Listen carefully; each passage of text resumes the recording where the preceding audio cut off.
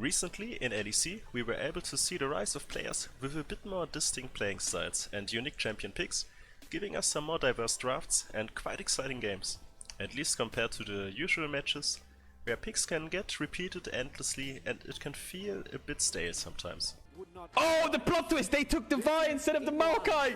No way! Does that mean they get the Maokai? Oh my god! Oh, that's crazy! One of the standouts is for sure Leader, who brought a whole new dynamic to Astralis and gave the team a real direction and identity to split. He is not afraid of breaking away from the standard meta, picking champions like Zed or Irelia frequently, and consequently opens up a different way of playing for his team. Another one who grew quite a bit as a player this year is Adam from BDS, performing on champions like Darius and Olaf, or even experimenting on something like Jarventop, specifically in the Canon matchup, opening up a flex pick for his team in the process.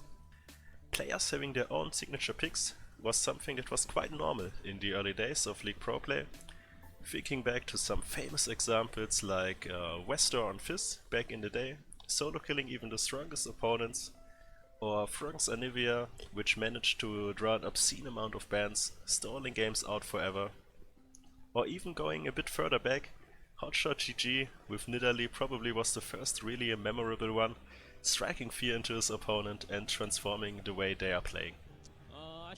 We should have definitely banned the Hotshot Nidalee GG.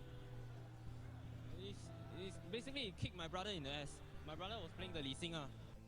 Sadly, over time, we saw less and less of these unique picks, with players restricting themselves more to the perceived meta, even though over the years we could see what advantages there were to gain from these picks, creating new circumstances for the opponent team to adapt to. Reckless on Cannon comes to mind, which was a pick that had more self-peel and more sidelane threat than the usual marksman or AD carry pick, which shifted the playstyle quite a bit of his team. Other examples are Hyanen's Heimerdinger, which masks his weak laning and forced target bans, opening up drafting options for his team. Bjergsen's Cillian abusing the fact that LCS mid laners had incredibly weak laning and couldn't punish the pick accordingly, which resulted in some clutch game 5 wins. Or even the 2019 G2 in general, having some exciting picks always ready to go, like the Pyke in multiple lanes and Yasuo in the bot lane, which made it extremely hard to draft versus them, predicting which champion goes to which lane.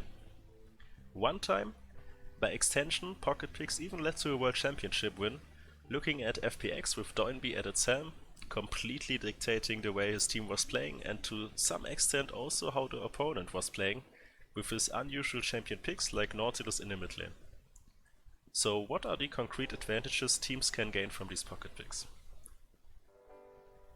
So the first big advantage is the player's knowledge and proficiency when having learned a unique champion. Understanding exactly what their champ is capable of in every stage of the game can be quite influential, especially when we consider that usually pro players won't be able to play every champion at a 10 out of 10 level in terms of mechanics and understanding of limits and matchups. Being this far ahead on a niche champion can open up possibilities of, for example, solo kills in a matchup where on a theoretical level there should be none, just because he understands the matchup on a much higher level than his opponent, who maybe never even practiced the matchup before. This leads to a curveball that is hard to predict and leads to the other team having to improvise, which not every team is capable of at a high level. Another thing to realize here is even the psychological factor, where the players piloting the champion will be extremely comfortable and confident in their ability, while his opponent, who has a lack of experience and understanding versus the champion, might even be fearful of what could or might happen, leading to a further divergence in performance.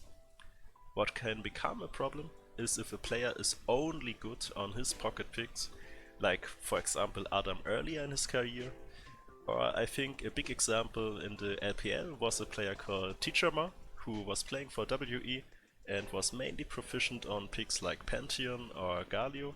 Then it can have the opposite effect, limiting the team immensely in terms of playstyle and draft, and making the team very predictable. If that's not the case, the second big advantage lies in the draft. First of all, these picks open up more options than the usual for the team, which if used correctly can lead to a draft advantage in the end. The opponent will have to think about more variables, maybe even limiting their own options or leading to overthinking. Like, for example, in my mind, G2 vs FPX in the World Finals, picking champions just to try and counter FPX style, while forgetting about their own identity. Another way of it opening up options in the draft is forcing a target ban in the first ban phase, resulting in one of the more broken or overpowered champions being left up, when they are usually permabanned. What can also happen when these picks were shown before in a previous match is that the opponent has to take much more valuable time out of the day using it for a much extended draft preparation, because they have to go over so many more possibilities. This can also be a small competitive advantage. And this can also result in some mind games at the actual match day, where one team thinks they have it figured out predicting the draft just for the first team to subvert expectations at the last moment. On the other hand, if a new pocket pick is practiced within the team in the weeks before the match, it can lead to a certain surprise factor, which can at the end shift the dynamic of the draft and throw the opponent off completely. Baiting a pick that the opponent is known for in some situations to counter it at the last second can be extremely powerful and can really swing the tide of the best of 5. So the point of this video was mainly to show the value and the power of unique picks, because I feel like sometimes we see the same picks over and over again when we really shouldn't have to. There are so many possibilities in the game to be experimented with, and players shouldn't shy away from bringing their own style and their own self into the matches. If you like this video, feel free to subscribe and like the video. It really helps a lot, and thanks for watching. See you on the next one.